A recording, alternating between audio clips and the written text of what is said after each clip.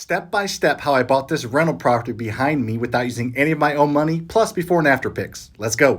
I ended up buying this house for $90,000. I used a private money lender to fund that entire purchase.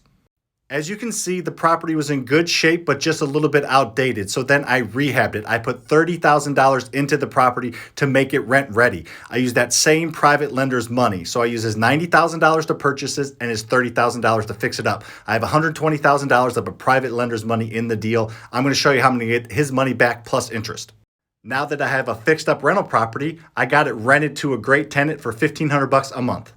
Here's the most important part, so pay attention. That's why I got big. I took the rented, fixed up property. It must be rented, must be fixed up to a small local bank. They send out a third-party appraiser to appraise the property and get its value. Once they get its value, they write me a check for 80% of the appraised value.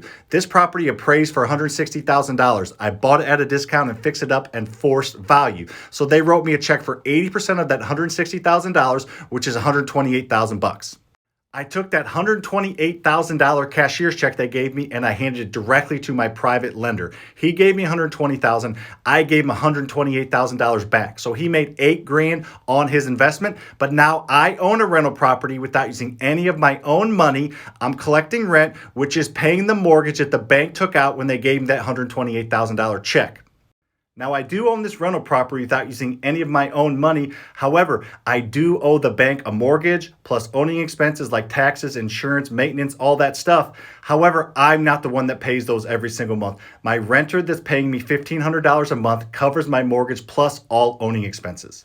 So now I own a rental property with $32,000 equity that cash flows $300 a month. And then over time, that property goes up in value and the tenant pays the mortgage down. And then you scale and repeat this as many times as you want. You can literally own 100,000 rentals if that's what you want.